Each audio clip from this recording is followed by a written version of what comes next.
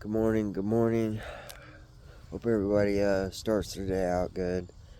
Just sitting out here with Sheba, enjoying some morning air. I have now on my mental health wise, I've got Mental Health Friday coming up, but they put me on Buzzprone, um, which I discussed my feelings on antidepressants. I still have to take the trazodone because it's the only way I can sleep. Again, it's not quite an SSRI, and I'm not fond of SSRIs. They, to me, numb me from too much of good things as well as the bad. I just haven't had luck with it, but some people have luck with it. But they put me on the Buzzprone. I asked for the lowest dose, and that's 5 milligrams twice a day. And I do actually. It's been about a week and a half. So and I do feel like, and according to my Fitbit or my Google Pixel Watch, I am having a show in my resting heart rate, my stress responses in the day. Those things are lowering down a little bit. And I'm doing my part too. I have to do my part.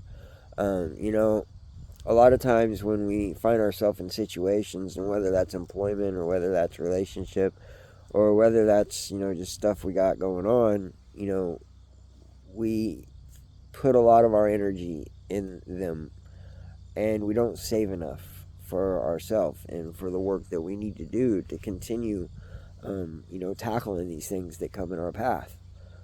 So I know that one thing that I am really guilty about, and I have been, is falling off of the energy that I give myself, my self love.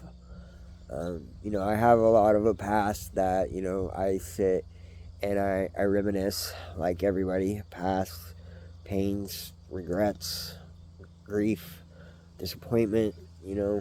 Um, I just I'm still struggling to forgive myself for the life that I've caused myself. And that's not just myself either. That's the people that I love.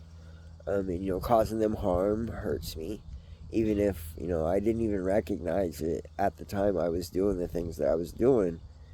It still hurt me. It still hurt me, and now to like be 45 years old, and just recently, the past 5 years or so, going through my spiritual awakening.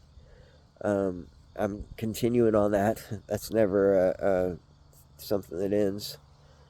I just became so much more aware of the things that I've done and the people that I've hurt. And a lot of these people, like, I give an example. I did some crimes when I was younger, and I broke in this place, and I got into a guy's safe, and I took his money and stuff.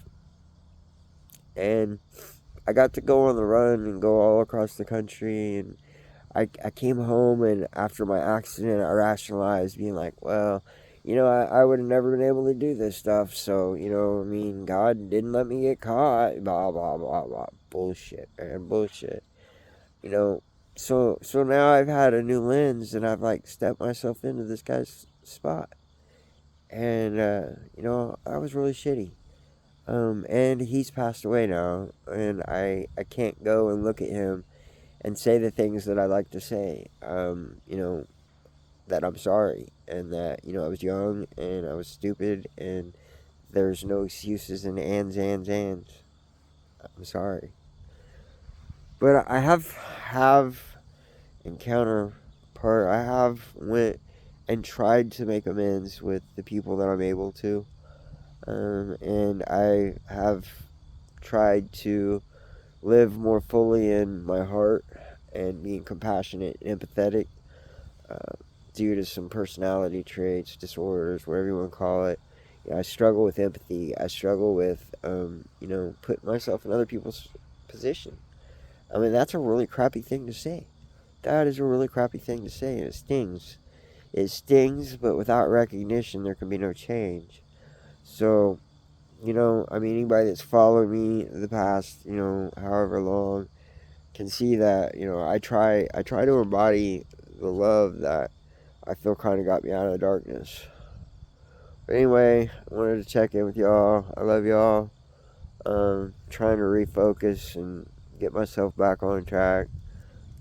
It's only good vibes.